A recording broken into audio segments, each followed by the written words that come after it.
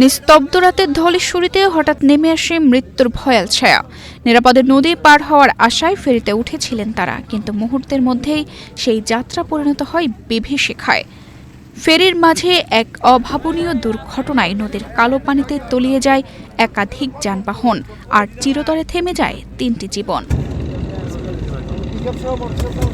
নারায়ণগঞ্জের ফতুল্লার ধলেশ্বরী নদী পার হওয়ার সময় ফেরি থেকে ট্রাকসহ ৫টি যানবাহন পানিতে পড়ে ৩ জন নিহত হয়েছে।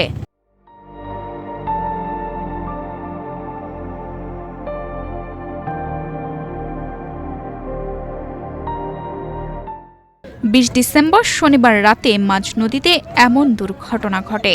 নিহতরা হলেন মোটরসাইকেল চালক রফিক, ভ্যান চালক স্বাধীন ও প্রবাসী মাসুদ।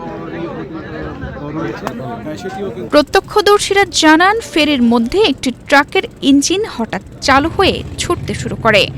ট্রাকটির ধাক্কায় সামনে থাকা একটি মোটরসাইকেল, 2টি ব্যাটারি চালিত অটোরিকশা ও একটি ভ্যান নদীতে পড়ে যায়। এরপর ট্রাকটিও নদীতে ডুবে যায়। ট্রাক চালক সাঁতরে তীরে উঠলেও অন্য যানবাহনের লোকজন নিখোঁজ হন। নারায়ণগঞ্জ অতিরিক্ত পুলিশ সুপার মোহাম্মদ হাসিনুজ্জামান জানান, নারায়ণগঞ্জের ধলেশ্বরী নদী পার হওয়ার সময় ফেরি থেকে পানিতে পড়ে যায় ট্রাকসহ কয়েকটি যানবাহন। এ ঘটনায় ৩ জনের মরদেহ উদ্ধার করা হয়েছে। তাদের মরদেহ স্বজনদের কাছে হস্তান্তরের প্রক্রিয়া চলমান রয়েছে। একটা ট্রাক হঠাৎ করে স্টার্ট দিলে সামনের দিকে চলতে থাকাকালীন 2টো অটো, একটা ভ্যান এবং একটা মোটরসাইকেল সহ এই ট্রাকটা মাঝ নদীতে পড়ে যায়।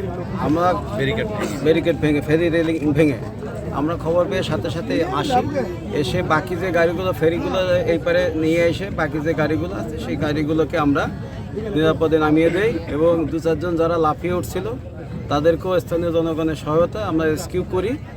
এখন পর্যন্ত একজনের নিখোঁজের সন্ধান নিখোঁজের তথ্য আমাদের কাছে আছে। স্বাধীন নাম, বাড়ি রংপুর, 25 বছর বয়স, তিনি এই ভ্যান চালক। আমরা আমাদের অভিযান অব্যাহত রাখছি।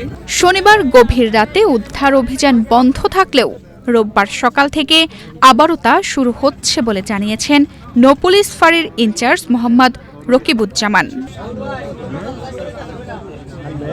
তানজিদা রহমান ইনায়া, বাংলাদেশ প্রতিদিন।